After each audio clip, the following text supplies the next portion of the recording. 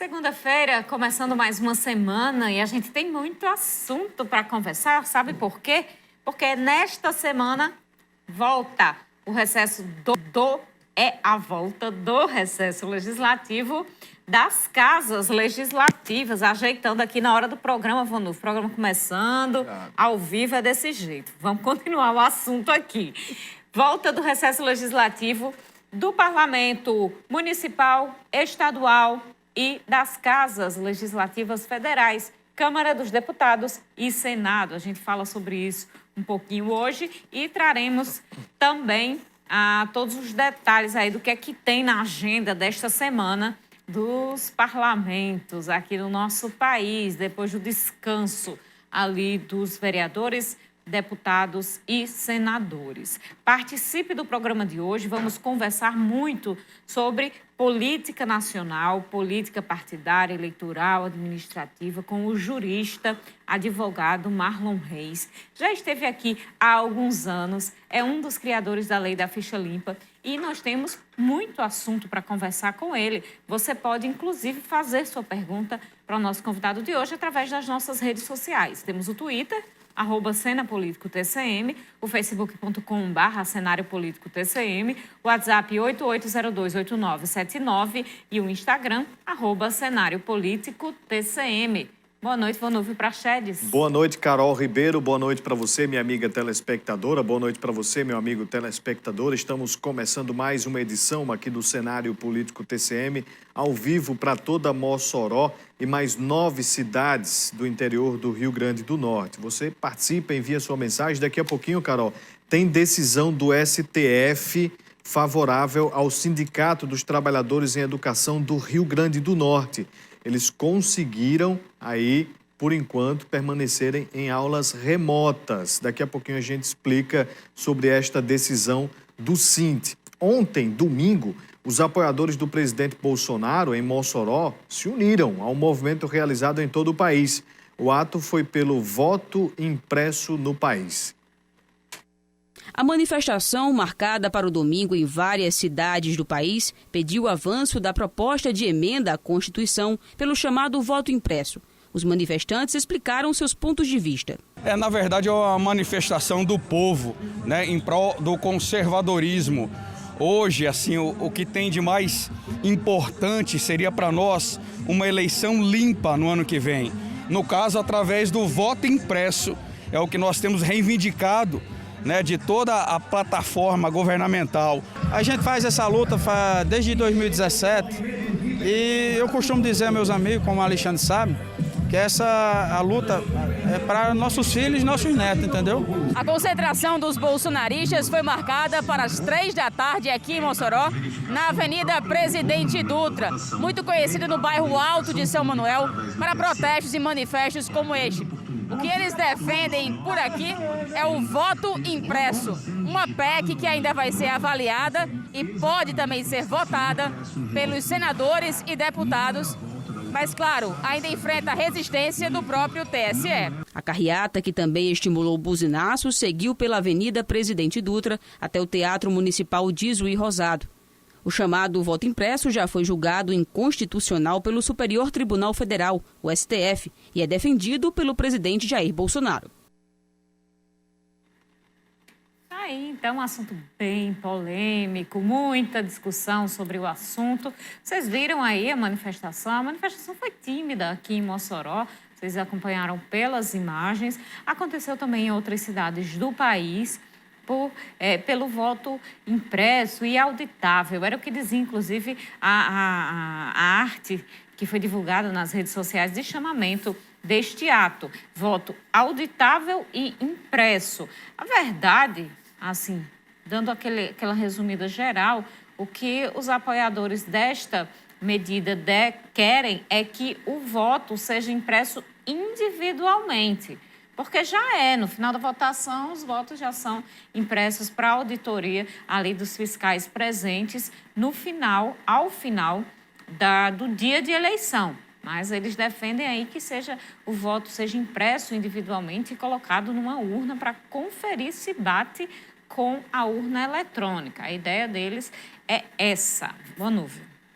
Carol, inclusive todos os ex-presidentes do do TSE, desde 88, divulgaram nota em defesa da urna eletrônica nesta segunda-feira. A gente já começa a nossa conversa com Marlon Reis, advogado, ex-juiz, sobre este assunto.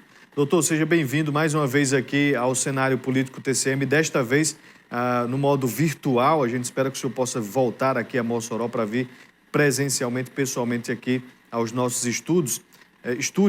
Mas, doutor, com relação a esta questão que hoje, né, é pauta principal do presidente Bolsonaro e seus apoiadores, o sistema eleitoral brasileiro precisa realmente deste voto impresso? Boa noite.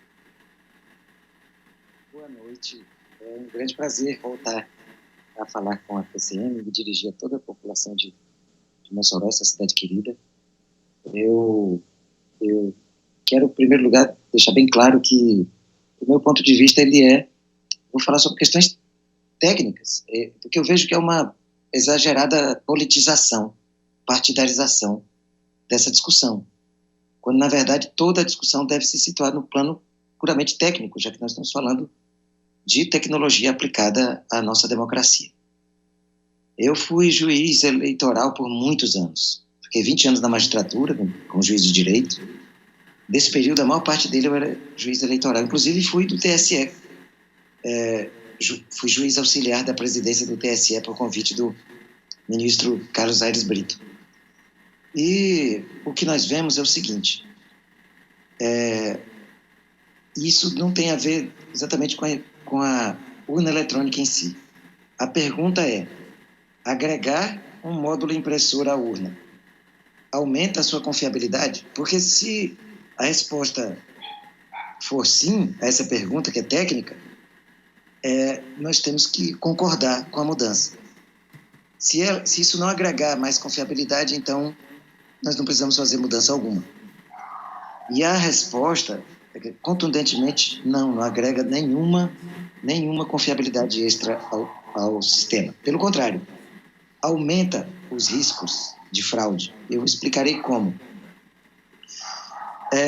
As pessoas estão imaginando que se trata simplesmente de ter o voto impresso, que ele é conferido pelo eleitor antes de dar a sua confirmação, ele confirma o voto, que é contabilizado pela urna eletrônica, e essa cédula impressa vai depositada numa urna, uma urna de lona. E depois poderia ser feita uma conferência, abrindo-se a urna e verificando se bate com os votos que estão na urna eletrônica. O problema é que essa urna de pano com votos impressos é facílima de fraudar.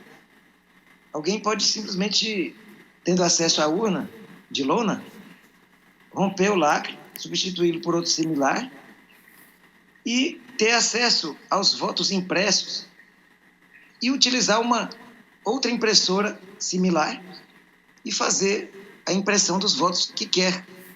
Depois faz o pedido de recontagem e aí desacreditou todo o processo eleitoral. Nós fugimos dos votos em papel porque eles são facilmente fraudáveis. E o voto em papel, feito por uma impressora ligada à urna eletrônica, não é diferente. Tudo que está em papel é de facílima fraude. Vejam os sistemas dos bancos, por exemplo. Hoje todo mundo está completamente acostumado a usar um aplicativo de acesso ao seu banco. Ele é muito mais seguro do que um cheque, por exemplo, que era muito mais fácil de falsificar. Então a tecnologia, ela agrega a segurança, ela não diminui a segurança. O papel é algo fácil de falsificar. Não tenho dúvida de que isso aconteceria porque essas urnas elas ficam guardadas em diversos lugares que são providenciados pela Justiça Eleitoral e teria que ter uma operação praticamente de guerra para evitar que ninguém tivesse acesso. E se alguém conseguisse, por alguma forma, ter acesso a um local em que essas urnas estão guardadas, as urnas com os votos em papel, com uma facilidade extrema poderiam violar esses votos e adulterá-los. Por isso que eu sou marcantemente contra a impressão do voto. Doutor Marlon Reis, o que se insinua a partir dessa defesa do voto impresso é que as urnas são manipuladas para apresentar resultado X ou resultado Y ali já previamente, antes da eleição acontecer. Esse tipo de pensamento, ele tem base em alguma realidade que já tenha acontecido em relação a urnas eletrônicas? Zero. Desde 1996 nós usamos as urnas eletrônicas e nunca houve uma só prova de uso da urna eletrônica para algum tipo de fraude. Houve, sim, vários ataques, acusações, alegações, opiniões, indícios. Os indícios, na verdade, nem indícios são, eles são apenas opiniões contrárias. Eu vou falar um dos pontos que mais gera questionamento sobre a urna. É uma frase que já foi dita por muitas pessoas, de que compareceu para votar e apareceu a foto de outro candidato. Isso já aconteceu em muitas cidades. E as pessoas diziam lá, olha, inclusive depois nem apareceu o voto para o candidato em quem eu votei. E o que acontece é o seguinte, eu como juiz eleitoral, muitas vezes estive com pessoas que vieram me trazer essa denúncia. Muitas vezes. O que acontecia? Eu levava essa pessoa para o cartório eleitoral, ela usava uma urna de contingência, aquelas urnas que ficam para serem utilizadas se houver necessidade, e eu pedia que ela votasse lá. Eu não olhava o voto, para não quebrar o sigilo. Falei, fique aí diante da urna e vote no seu candidato novamente. Aí aparecia a foto de outra pessoa. Então eu pedia que esse eleitor ou essa eleitora olhassem, conferissem o número do candidato numa lista que eu entregava para eles. Procure aí seu candidato e verifique se o número é exatamente aquele dele. Todas as vezes em que isso aconteceu, o eleitor tinha se enganado.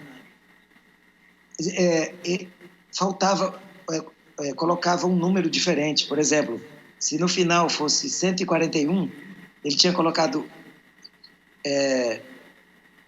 114, né? 114. Ou então 144. Um pequeno equívoco que gerava obrigatoriamente aparecer a foto de outro candidato, se tivesse aquilo lá, ou então indicasse voto nulo. Que é o que as pessoas dizem. Eu vi várias vezes, eu mesmo ia me empenhar em esclarecer o que estava acontecendo, e em todas elas, o que acontecia era equívoco.